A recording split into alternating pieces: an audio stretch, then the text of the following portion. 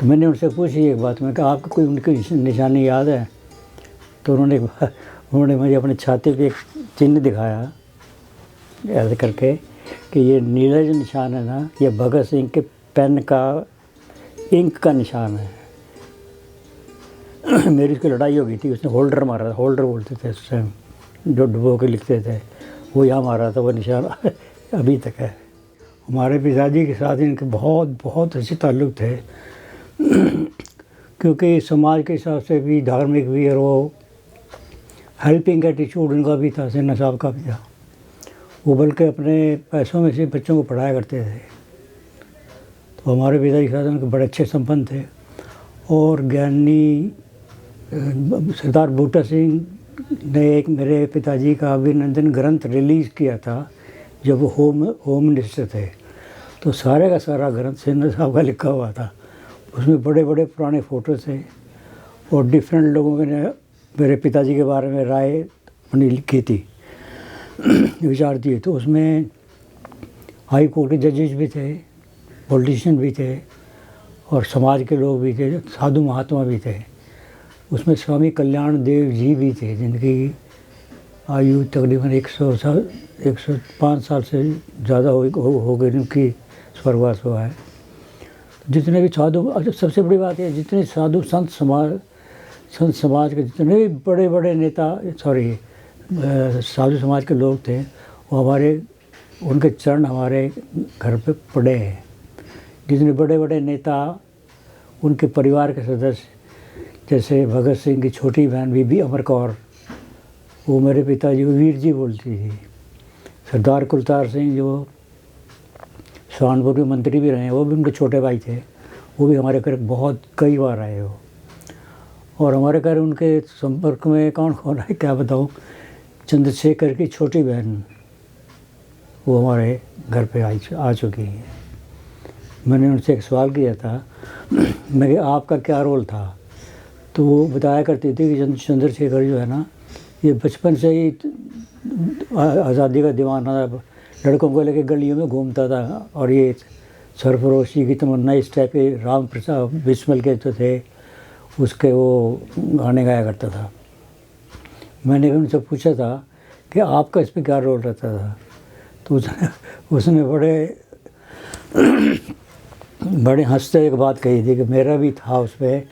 मैं ये जहाँ पे ये लोग बैठे होते थे, इनके क्योंकि छिप कर रहते थे, ये मैं घघरा डालती थी, घघरा तो बरेली की थी वो। तो घघरे में जो नाड़ा होता है ना, उसमें एक्स्ट्रा नाड़ा लगा के ना, एक उसमें रिवॉल्वर फंसा के ऊपर कपड़ा ढक के मैं उनको रिवॉल्वर सप्लाई करती थी, उनको, चंद्रशेखर को और उनके मित्रों को। ऐसे हमारे यहाँ ये भी आई हैं अपनी बीबी अमर कौर, भगत सिंह की छोटी बहन। मैंने उनसे पूछा था, क्योंकि ये पंजाब के लोग ज़रा फिराक दिल से होते हैं, ज़रा खुल के मिलते हैं। हमारे पिताजी ज़रा शर्मीले टाइप के थे, तो हमारे पिताजी को गले लगा ले करती थी वो, तो वीर जी बोलती थी। तो मैंने उनसे एक बात पूछी थी, मैंने कही भगत सिंह का कोई बचपन की कोई बातें आपको याद हो? तो उन्होंने कहा ये झाड़ू होती है ना, झाड़ू, इसके तीले टुकड़े करके ना, एक तीले के 3-4 टुकड़े करके क्यारियाँ होती थी हमारे यहाँ, उसमें क्यारी में लगाया करता था। और ये कहा करता था उसके पिताजी पूछते थे, वो भगते कहीं कर रहे हैं? तो वह कहते थे मैं बंदूक का बो रहे हैं, अंग्रेजों ने मारांगे। इतनी उसको समझ थी या नहीं थी पता नहीं, लेकिन ये उसकी छोटी बहन ये बता रही थी। गुस्सा बहुत था उसमें, अंग्रेज़ों के प्रति तो इतना गुस्सा था कि उनका नाम लो गाली मुझे निकलती थी। तो मैंने उनसे पूछी एक बात, मैं कहा आपको कोई उनकी निशानी याद है? तो उन्होंने मुझे अपनी छाती पे एक चिन्ह दिखाया ऐसे करके कि ये नीला जो निशान है ना, ये भगत सिंह के पेन का इंक का निशान है। मेरी उसकी लड़ाई हो गई थी, उसने होल्डर मारा था, होल्डर बोलते थे उस टाइम, जो डुबो के लिखते थे, वो यहाँ मारा था, वो निशान अभी तक है। उसने मुझे वो दिखाया। लाल बहादुर शास्त्री जी की धर्मपत्नी आई थी, उन्होंने ये बताया था कि लाल बहादुर शास्त्री जी का बटन टूट गया एक, वो बड़े परेशान। हमने कहा ये और कमीज ले लो, दूसरी कहता नहीं नहीं इसको ले लूँगा, इसको रख दे तो संभाल के, ये सर्दियों में काम आएगी, इसके ऊपर जागट आ जाएगी। इतने मतलब सादगी किचन में बैठे खाना खाया करते थे लाल बहादुर शास्त्री। हाँ, मेरे पिताजी डॉक्टर शांति स्वरूप शर्मा थे। वो तहसील नकुड़ सहारनपुर के एक गांव में, गांव रणदेवा था, वहाँ के रहने वाले थे। और क्या नाम, ये क्रांतिकारी थे। पहले वो नरम दल में थे महात्मा गांधी के साथ, लेकिन जब उन्होंने देखा भी डंडे खा के ये सरकार हमें शांत कर देगी, कब फिर ये नरम दल से गर्म दल में भगत सिंह के ग्रुप में आ गए थे। तो वहाँ इनके शूट एट साइड के वारंट हो गए थे। वो इनको जहाँ नज़र आए ना प्यार नज़र आए, इनको गोली मार दो। तो ये नाम बदल के इन्होंने अपना नाम प्यारे लाल रख लिया था और कपड़े चेंज कर लिए थे, खादी कपड़े डालते थे, टोपी डालते थे, कपड़े चेंज करके कुरुक्षेत्र में आ गए थे। तो यहाँ उन्होंने अपना नाम प्यारे लाल रखा था। हाथ में उनकी शफा थी, उन्होंने आरएमपी का कोर्स किया हुआ था। शफा की बात तो ये कि जिसको जो दवाई दे दी है तीर की तरह लगती थी। वो कैंपों के ज़माने में उन्होंने फ्री दवाई बांटी है। वो नॉन ऑफिशियल मेंबर थे यहाँ के। डिस्ट्रिक्ट करनाल हुआ करता था, ये पानीपत कैसल वगैरह सारे डिस्ट्रिक्ट करनाल में आते थे। नॉन ऑफिशियल मेंबर थे मेरे पिताजी। ये पर्ची इशू करते थे, राशन के डिपो से रजाइयाँ मिलती थी सर्दियों के लिए रिफ्यूजीज़ को। और बी कम्प्लेक्स की गोली होती थी, वो दवाइयाँ, ताकि इंडाइजेशन हो जाया करती। पानी पर पॉल्यूशन था, सब कुछ था, तो वो मेडिसिन भी देते थे। तो एक बार बड़ी इंटरेस्टिंग बात बताऊँ आपको। रेशमी रजाई होती थी वो नीले रंग की। तो मेरी दादी जी कहने लगी, शांति ये रजाई तो, ये जो रजाई है तो इनको देता है पर्ची काट के, एक रजाई मुझे भी दे देना। तो उनका जवाब ये था कि माँ ये रजाई तेरे लिए तो कफन है, ये तो उन लोगों के लिए जो लोग उजड़ के आए हैं। हमारे पास तो कुछ है ना, इनके पास तो कुछ भी नहीं है। तो हमारा जो घर था ना, वो पहली मंजिल पे था, सुभाष मंडी में घर था। नीचे आड़ की दुकान हुआ करती थी, ऊपर चुबारा बोलते थे, चुबारे में रहते थे हम। तो सुबह मॉर्निंग में ही ना ये रिफ्यूजीज होते थे, हमारे पिताजी पर्ची काटते थे। फिर राशन के डिपो पे जाके ना वो पर्ची दिखाओ, आपको रजाई मिल जाया करती थी, मलेशिया का कपड़ा होता था वो मिल जाया करता था, और राशन वगैरह मिलता था। तो सुबह सुबह ही मेरे हम अंदर से कुंडा बंद कर दिया करते थे। मेरे पिताजी कह लेकिन नहीं, वो क्या हुआ, वो लेडीज आके नीचे बैठ गई, दरवाज़ा बंद था पौड़ियों का। तो जब मेरे पिताजी उठे, उन्होंने देखी बाहर बैठी हुई हैं, उन्होंने दरवाज़ा खोल दिया, तो अंदर आ गए वो। तो मेरे पिताजी ने कहा सारी रात दरवाज़ा खोला रहेगा, अगर कुछ जल्दी आ भी गया तो पौड़ियों में बैठ जाएगा वो। तो वो फिर उन्होंने पर्ची वर्ची दिया करती। जैसे मुझे एक सेंटेंस याद है उनका, एक लेडी थी, उसने कहा था, निक्के निक्के बाल पाले नाल मरदे एक पर्ची दे छो। मतलब हमारे छोटे छोटे बच्चे हैं, सर्दी बहुत लग रही है, सर्दी से मर रहे हैं, हमें एक पर्ची दे दो आप। मुझे इतना तक याद है उसका। और मुझे तो अफसोस इस बात का है कि कुरुक्षेत्र में शायद ही कोई ऐसा घर हो जिसमें सारे गवर्नर आए हों, हरियाणा के सारे मुख्यमंत्री आ चुके हो। गवर्नर तो हमारे घर में 3-4 बार आ चुके हैं, 2 गवर्नर हर बात पे आ जाया करते थे। मुख्यमंत्री चौधरी बंसीलाल, चौधरी बजरलाल तो कई बार आए हैं, बनारसी दास वो भी कई बार आए हैं। तकरीबन कुछ सारे मुख्यमंत्री हमारे यहाँ आ चुके। मेरे पिताजी का एक स्वभाव था, वो किसी पार्टी पुर्टी में, पहले कांग्रेस में थे, नंदा जी के साथ उन्होंने कांग्रेस छोड़ती थी, कभी इंडिपेंडेंट रहेंगे हम। नंदा जी के राइट हैंड थे मेरे पिताजी। नंदा जी इतने क्लोज थे कि हम एक बार टिकट लेने के लिए, जब नंदा जी प्राइम मिनिस्टर थे, मेरे पिताजी ब्राह्मणों के लेकर टिकट लेने के लिए उनके पास गए। उस टाइम प्रधानमंत्री थे वो, तो उन्होंने रिफ्यूज़ कर दिया था कि हम नहीं, आपको नहीं देंगे। किसी ने शिकायत कर दी थी, किसी ने ऐसी गलत सिफारिश की, मैंने उसका नाम नहीं लेना चाहता, वो चाहता नहीं था, लेकिन शब्द भी ऐसे यूज़ नहीं करना चाहता था। उसने ये शब्द यूज़ किए कि आदमी तो बहुत बढ़िया है लेकिन इलेक्शन नहीं जीत पाएगा। ऐसे ऐसे उसने जब उसका पर्पस सॉल्व हो गया, उन्होंने उनको टिकट दी। जब नंदा जी के संपर्क में मेरे पिताजी यहाँ पे आए ना, तो नंदा जी ने एक शब्द कहा था कि मेरे से ब्रह्म हत्या हुई है। हाँ, जैसे आदमी को टिकट ना दे के मेरे से ब्रह्म हत्या हुई है, इतने उनके क्लोज थे नंदा जी के साथ। मेरी शादी में आए थे नंदा जी, रेल मंत्री थे, तो मेरी शादी में आए थे 20 तारीख को। 18 फरवरी की मेरी शादी मैरिज थी, 20 को हमारा रिसेप्शन थी। हमारी सुभाष गली में ट्रेन से ही आए थे वो, उनकी बॉगी अलग थी। वो फ़ोटो भी मेरे पास उनकी रखी हुई है। तो वो पिताजी को उन्होंने यूँ कहा, भाई आपने मुझे शादी में क्यों नहीं बुलाया, अगर देहरादून शादी थी मैं शादी में भी आता। ये आपका ये जो ब्रह्म सरोवर है, इसके जो दक्षिणी पार्ट रह गया था, मुख्यमंत्री डी चौधरी देवीलाल, तो उनसे 30 लाख रुपए लिया था, जबकि उनका तो उस टाइम मन नहीं था। उनके मन को ऐसा बनाया, भावुक किया उनको, ऐसे इतना बढ़िया भावुक किया, तो उन्होंने 30 लाख रुपए दिए। ये ऑल इंडिया रेडियो स्टेशन जो है, ये मेरे पिताजी की देन है।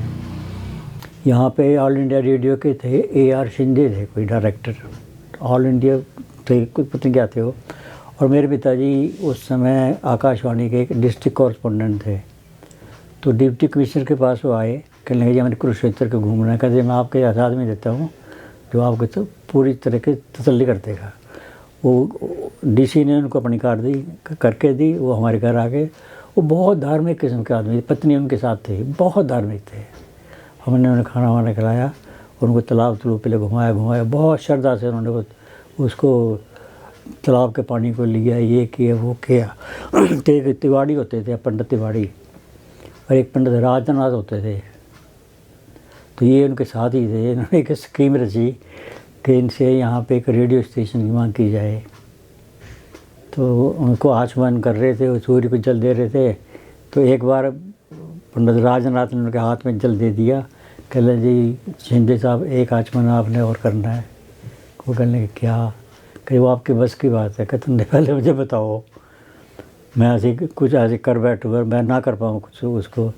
कहने जी कुछ नहीं, आपने रेडियो स्टेशन यहाँ पे देना है। गुरु ग्रंथ साहब का पाठ होता है अमृतसर से, सवेरे सवेरे अमृतवाणी चलती है, तो गीता का यहाँ से क्यों ना शुरू किया जाए। उसमें सिन्हा साहब ने स्टार्ट किया था, गीता के श्लोक सिन्हा साहब ने स्टार्ट किए थे। तो फिर वो कहने चलो रेडियो स्टेशन में आपकी मान कर, लेकिन आपने इसको पेपर में नहीं देना। अगर पेपर में दे दिए, ये आपके यहाँ नहीं आएगा, ये कहीं और चला जाएगा। चौधरी भजन लाल मुख्यमंत्री थे, आप उनको कहो कि वो मुझे लिखें, आप उनको एप्लीकेशन दो, वो एप्लीकेशन मुझे फॉरवर्ड कर, ताकि मैं फॉर्मेलिटी पूरी कर दूँ। तो फिर उन्होंने दिया, लिखे। वो पंडारा रोड 12 नंबर पे रहते थे। 3 चक्कर मारे, मैं कार खुद ड्राइव करके ले गया था उनको, अपने पेट्रोल और सारा खर्चा हमारा ही था। खर्चा या शौक था या कुछ ना कुछ भी। तो ये रेडियो स्टेशन की देन भी हमारे पिताजी की देन तो परमात्मा की है, लेकिन उनका उसमें बहुत बड़ा योगदान रहा है। और ये ब्रह्म सरोवर का ऐसे ही ब्रह्म सरोवर का था। ब्रह्म सरोवर पे मैं जिले का प्रधान था, ईट भट्टा एसोसिएशन का, शाहबाद लाडवा ये सारा हमारा था। जब इसकी रिटेनिंग वॉल बनने शुरू हुई, ये खुदाई वगैरह सारे मेरे सामने ही हुई है। जब इसकी रिटेनिंग वॉल बननी शुरू थी, यहाँ पे 2 SDO रहा करते थे, क्योंकि व्यापार में तो चलता ही, पता ही आपके, हम भी ट्रेडमैन थे, वो ऑफिशियल थे। तो यहाँ पे ईंटों की सप्लाई नहीं थी। तो मेरे पिताजी ने कहा ये धार्मिक काम है, इसमें कोई हैंकी वैंकी बिल्कुल नहीं होनी चाहिए। मैं तो इस बात को मानता था। मैंने सबको 2 SDO थे यहाँ पे, मैंने कहा ऐसे ईंटें आएंगी बढ़िया, और इसमें कमीशन वगैरह कुछ नहीं होगी। वो करने के फिर हमारा कैसे होगा। मैं तुम्हारा ऐसा काम करवा दूँगा मैं, तुम ज़िंदगी भर याद रखोगे। तो ये हमारे सारे लाडवा शाहबाद जैसे बहुत बढ़िया ईंटें, बहुत अपनी तरफ से दी बेस्ट जो हमारे पास ब्रिक्स थी, वो हमने रिटेनिंग वॉल के लिए यहाँ पे सप्लाई की थी। तो जब नंदा जी को लास्ट में जब वो करने के हमारा क्या हुआ आपने कहा था, तो मैंने कहा, नंदा जी मैं खुद बात कर लिया करता था। तो मैंने कहा नंदा ये 2 SDO हैं, इनकी प्रमोशन ड्यू है, और ये ऐसे है, बहुत अच्छे हैं, ये है वो है। कहने मैंने क्या करना है इसमें। मैंने कहा आप फ़ोन कर दो कि आप PA को बोल दिए, फ़ोन कर देगा। उन्होंने फ़ोन कर दिया, उनको एक्सेल प्रमोट हो गए थे। तो मतलब इन काइंड हमने उनकी हेल्प की थी। तो नंदा जी की तो नंदा जी हमारे घर का ये दाल और ये फुल्का खाया करते थे। दो चपाती और वो दाल ज़्यादा और कुछ नहीं। लाला जगन रैन हमारे घर बहुत बार आए हैं, बहुत बार आए। 1956 में आए थे, 1956 में भी आया था। मैं छोटे स्कूल में पढ़ता था मैं। एक उनके पास कार होती थी मिनी कलर की फीट उधर नई चली थी उस टाइम, और गाड़ियाँ नहीं थी। एक उनका ड्राइवर होता जिनको गुरुआजी ने मार दिया था, और वही ड्राइवर ही उनका पीए था, ड्राइवर ही सब कुछ वही था। तो हमारे घर आया करते थे। इतने पुराने लोगों में इतना प्यार देख के मुझे इतना अभी भी मेरे मन में उमंग सी उठती है। इतने प्यार आजकल के तो नहीं है। मिलते थे, ऐसे मिलते थे। मेरी माँ बड़ी खुश हुआ करती थी, लाला जी आया है। सब्जी जो हमारे घर में अचार का बहुत शौक, 3-4 किस्म के अचार होते थे। कोई फॉर्मेलिटी वाली बात नहीं है कि पनीर की सब्ज़ी ज़रूर होगी, जो चीज़ है 2 अचार रखे लो जी। और खाने वाला बड़े आराम से खाता था, बड़ी श्रद्धा से, बड़े प्यार से। लाला जगन्नाथ तो कई बार रसोई की तरफ भी आ जाया करते थे। चलते चलते सारा काम काज मैं ही संभालता था, और मैंने उनको बिल्कुल फ्री किया हुआ था कि आप परिवार की तरफ आप निश्चिंत हो, आप अपना काम करो बस। सारी लाइबिलिटी मैंने ऊपर ली हुई थी। मैं इतना क्लोज था उनके कि एक अजीब सी बात बता रहा हूँ आपको। मैंने उनसे ये पूछा था कि देखो, मैंने कहा पिताजी मरना तो सबने है, आप मुझे ये बताओ कि मरने के बाद ये शव यात्रा आपकी कैसे होनी चाहिए? कोई अपने बाप से पूछ सकता है? मैंने पूछा था। कल ये मेरे से क्यों पूछ रहा है? मैं कहा वैसे ही लोग जाते हैं शव यात्रा में, तो परेशानी होती है, ये होती है, कई बातें होती हैं। कहा आप कैसे जाते हो? तो उन्होंने कहा था मेरी डेड बॉडी तिरंगे में लपेटना और अर्थी को लेके ऐसे मत जाना जैसे जैसे लोग चलते हैं, लोग परेशान हो जाते हैं। मैं लोगों के साथ गया हूँ, लोग बीच में बोलते हैं, गर्मी है तब भी बोलते हैं, सर्दी है तब भी बोलते हैं। लोगों को ऐसे बताना कि वो वहीं पहुँच जाएं। और उन्होंने मुझे सामग्री भी और घी भी बताया था कि अंतिम संस्कार में इतना घी और इतना ये सारा, इतना क्लोज था मैं बता। मेरे कहने का भाव ये है। और मुझे उन्होंने एक बात कही, सुभाष गली में हमारा मकान था, 5 भाई थे हम, एक की डेथ हो गई अभी, बाकी हम 4 जिंदा हैं, मैं सबसे बड़ा हूँ। उन्होंने मुझे एक बात कही थी, ये मकान जो है ना, इस मकान से ये मकान मेरे पिताजी को 5,000 रुपये मिले थे फ्रीडम फाइटर्स को सन 56 में। 20 साल के लिए दिए थे सरकार ने कि आप मकान बनाओ। 5,000 रुपये उनके बहुत वैल्यू होती थी। 20 साल में वापस करने थे विदाउट इंटरेस्ट। एक अगर आपको याद, ज्ञानवीर सिंह हुआ करते थे, वो 2 मकान छोड़ के हमारे साथ, वो भी फ्रीडम फाइटर थे, वो नेताजी के ग्रुप से थे। तो फिर ये मकान वगैरह बना। तो मेरे पिताजी मुझे बातें करते थे कि ये जो चीज़ें हैं ना, ये इनकी कोई कीमत नहीं है। ये मकान मैंने बनाया तो हमने कोठियाँ बनाई बाद में। वो कहते हैं मैं तुम्हारे पास रात को अपने कमरे में उस कमरे में जाके रहूँगा, सारा दिन तुम्हारे पास रहूँगा, रात को उसी कमरे में जाके रहूँगा। तो आके उसी कमरे में इनकी उन्होंने प्राण त्यागे थे। और इतने साधारण थे। उनकी मेज़ के साथ एक अलमारी थी, उस अलमारी में ग्लूकोज का बिस्कुट, एक डब्बे नमकीन का वो रखा हुआ था। तो वही होता था, शहर की कोई समस्या हो मुख्यमंत्री के पास जाने की जरूरत नहीं पड़ती थी। हमारे पिताजी के पास देवी दयाल नन्ना होते थे, पत्रकार, कृष्ण धमीजा के पिताजी। ये सब्बरवाल, विजय सब्बरवाल, ये 2 दिन का ग्रुप था। डिप्टी कमिश्नर के पास गए कि ये समस्या है यहाँ पे शहर में, ये समस्या दूर। उनको पता अगर मैंने नहीं की, ऊपर से ऑर्डर आएगा तो बेइज्जती ही होगी। बेसिकली वो आर्य समाजी थे, लेकिन हर मंदिर के, हर इसके गुरुद्वारे के, किसी की धार्मिक संस्थाओं के कुछ ना कुछ ज़रूर थे वो, क्योंकि वो मानते सबको थे।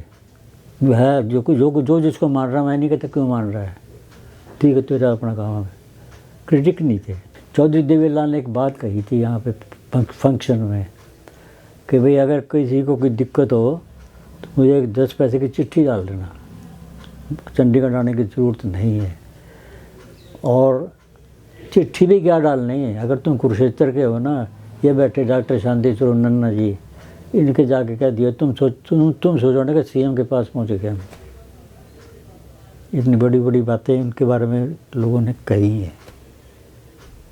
मुझे अफसोस इस बात का है कि उस घर में जिसमें इतने लोग आए हों, इतने विद्वान लोग आए हों, हमारे भाई ने वो बेच दिया इसको। हमारे पिताजी कहते हैं इस मकान को ना बेचना नहीं है, तुम कोठियों में चले जाओ, अगर ये खाली भी होगा ना तो इसमें एक दो कमरा, जो मेरे वाला कमरा है ना, इसमें जो मेरी बुक्स है या कुछ पुरानी चीज़ें मेरे से जुड़ी चीज़ें हैं वो यहाँ पे रखना। और हमें अब याद आता है, ये अजीत सिंह जो है, जो चौधरी देवीलाल के बेटे, ये हमारे घर आया करते थे, बहुत लोग आया करते थे। अगर वो सपोज करो मकान होता, वो कमरा होता, उसे अब भी लोग वहाँ जरूर उनकी फ़ोटो को देखने के लिए ज़रूर आते हैं।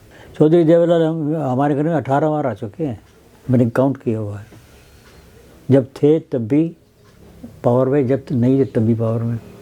चौधरी देवीलाल हमारे यहाँ बैठे, सीआईडी की रिपोर्ट की चौधरी भजन लाल के पास, जी चौधरी लाल वहाँ बैठे हैं। भजन लाल जी का फ़ोन हमारे पिताजी के पास आया कि आज तो चौधरी देवीलाल आए थे। कहते हाँ आए थे, फ्रीडम फाइटर से मेरे मित्र हैं वो भी कुछ नहीं कहते थे, क्योंकि विरोधी है, अलग है। हम किसी को क्रिटिसाइज नहीं करते थे, वो अच्छा है, वो हमारा है, फलाना निकालना है। तो इसलिए जीत उसी में होती है जब आप बाईस से बन जाओगे तो पार्टी बन जाते हो आप। ये स्पष्ट बात होगे तो आपकी बात को आप शत्रुहीन तकरीबन हो जाते हो। मेरी मदर की बड़ी सेक्रीफाइस है जी। मेरे पिताजी जब जेल में हुआ करते थे, मेरी मदर नीचे सोया करती थी। मेरे पिताजी कहने लगे तुम तो ये यहाँ गांव में आराम से खाना खाते हो, और ये हम जेल में हमारे साथ पता है क्या होता है, तो छोटा तसला होता है, उसमें रोटी दाल इकट्ठी डाल देते हैं और पाँव से नीचे खिसका देते हैं, जो खा ले।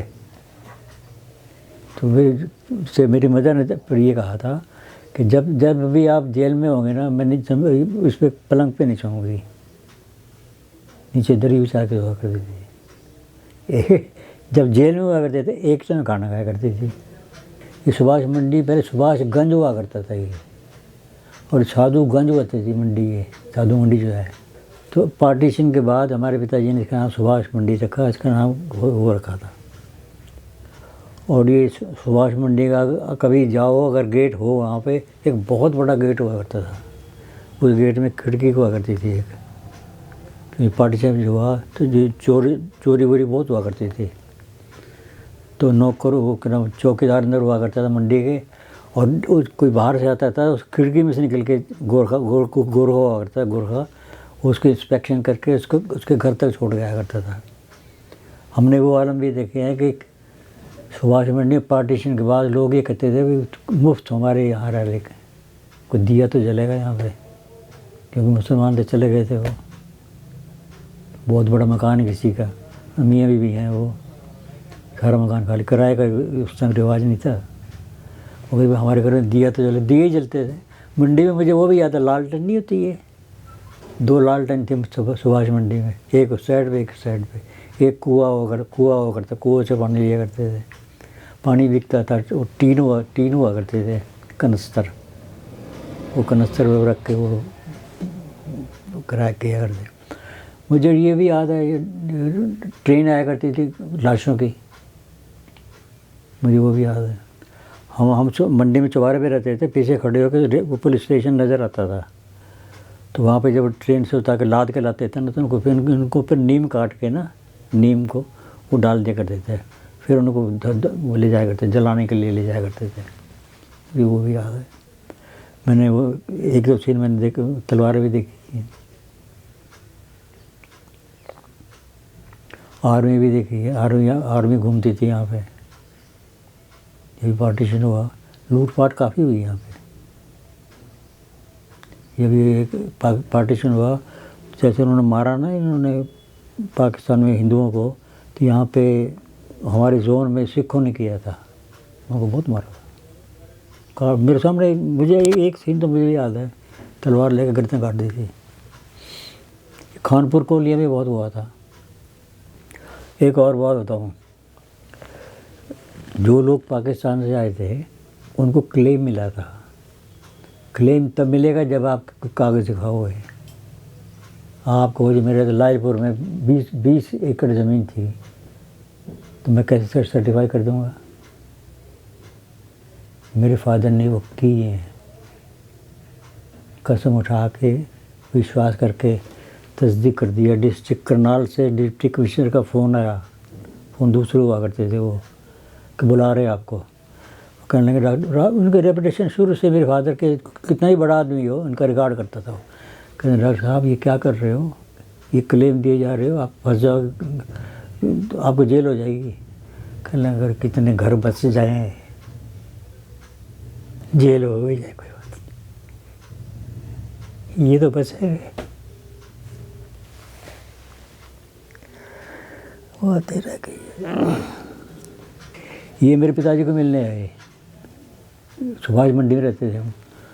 ट्रेन निकल गई इनकी, वकील थे बहुत मान्यता ने वकील, मूलचंद जैन, ये इसके अपोजिशन के लीडर भी रहे हैं, मंत्री भी रहे हैं। तो हम चुबारे में थे, इन्होंने, मेरे पिताजी नहीं थे, आए नहीं थे, ट्रेन ही की जाया करती थी करनाल, वो निकल गई थी उनकी। तो हमारे घर आए, उन्होंने कुंडा कर कटाया। मेरी बड़ी सिस्टर की, कहने कौन है? कहते अभी ऐसे है। डॉक्टर साहब कहाँ? कहते वो तो आ ही नहीं, अभी देर से आएंगे। कहने लगा ऐसे है, मेरा नाम है मूलचंद जैन, मैं वकील हूँ, करनाल से आया। मेरी मदर के नाम सुना हुआ था। मुझे लगी है भूख, और ढाबे हो गए यहाँ पे बंद, मुझे लगी है वो मेरे खाना खाना है। तो देसी घी का आम हुआ करता था, देसी घी के परोठे और अचार, सब्जी दी थी। वो नीचे, मैं मेरी सिस्टर लेके गए नीचे, तख्त पे बैठ के उन्होंने वो खाए। वो बात उन्होंने कुरुक्षेत्र में बार एसोसिएशन के फंक्शन में सुनाई थी। उसने यूँ कहा था, तवे की ढोर, एक फ्रेज है गाँव की, तवे की ढोर ना, इसकी आवाज़ बहुत दूर तक जाती है। कहीं आपने मुसीबत में खाना खाया ना, आप भूलोगे नहीं, चाह के भी नहीं भूल सकते। नीड जब थी, नीड, हाँ बहुत बड़े आदमी आपको खाना खिला रहे हैं, खिला रहे हैं क्या है, लेकिन आपको जानता नहीं यार, वो आदमी आकर नहीं यार खाना खाना पड़ेगा, ये नहीं ये ले ये खा, वो नहीं भूलता। वो लाइफ में हर एक के आता है वो।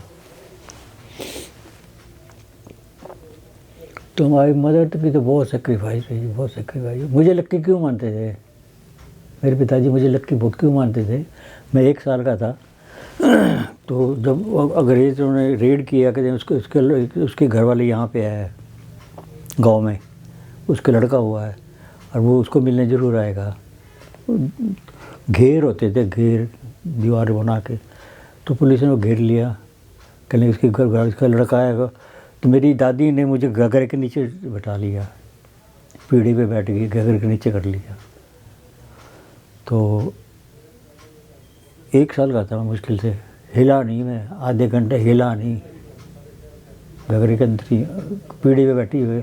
आधा घंटा तलाशी, डंडे मार मार के, वो लकड़ी के बक्से थे वो खोल खोल के देखे, तिरंगा मिल गया, तिरंगा मिलते डंडा मार दिया। मेरी माँ को, वो उसके गोद में तो कुछ था ही नहीं, उनको ये लगा भी यहाँ नहीं है वो। तो मुझे मेरे सारे घर वाले मुझे इसलिए लक्की मानते थे, इतने एक परिवार को बचाया है। इनकी फ़ोटो आ गई यहाँ पे, सब जगह बट गई, वो टोपी वाली फ़ोटो, कि भी ये कहीं मिले तो इसको पकड़ो, मारो इसको। तो इन्होंने प्यारे लाल रख लिया था नाम, यहाँ आ गए थे ये, कपड़े वो तलवार बनाने लगे थे, कुर्ता पजामा सलवार इस टाइप से ड्रेसिंग निकली थी।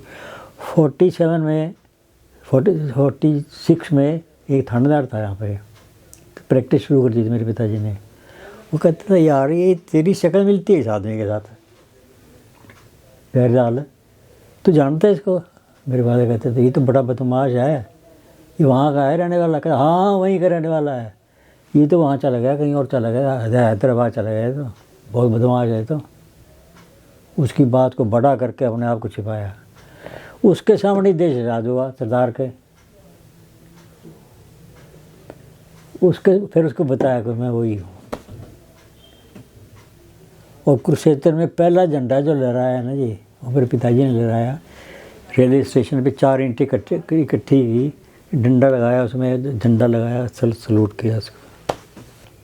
नेहरू आए थे यहाँ पे, पंडित नेहरू, ये आपका मोहन नगर है ना, ये लालपुरी बस्ती हुआ करता था पहले, उससे पहले मैदान था यहाँ पे। 48 में आए थे वो, 1948 में, पंडित नेहरू। मैं छोटा था उस टाइम, लेकिन मुझे होश याद है मुझे, क्योंकि 7-8 साल का तो हो गया था मैं, तो 43 का बर्थ है मेरा। तो मैं जो मंच बनाया था ना, वो मंच मेरे पिताजी की देख रेख में बना था। और मार्गरेट एक थी कोई, वो थी एक, 2-3 नाम भूल गया मैं उनके थे, वो स्कर्ट डालती थी। तो जब पहले स्टेज ऐसे बनती थी, वो खंभे जोड़ जोड़ के और हुक्का सा माइक से होता था। तो मेरे पिताजी ने कोई कुर्सी वगैरह नहीं रखी वहाँ पे, नीचे ऐसे फ्लैट चादर दरी बिछा के चादर बिछा दी। तो नेहरू कहने लगे क्या इंतजाम है ये, यहाँ कोई बैठने का इंतजाम है नहीं। तो मेरे पिताजी की बात सोची फटाफट, कहते नेहरू जी आप ना उन लोगों को एड्रेस करने आए हो जो लूट पीट के आए हैं, इसलिए मैंने यहाँ कुछ नहीं रखा। फिर कहने लगे इसकी स्कर्ट डाली है इन्होंने इनकी। फिर हमारी दुकान पे एक लोहे की कुर्सी होती थी, तारों से बुनी हुई थी, वो लेके आए थे, उस पर बैठी गई। काफ़ी कुछ याद है मुझे। लेकिन सबसे खूबी बात यह थी किसी की निंदा नहीं की।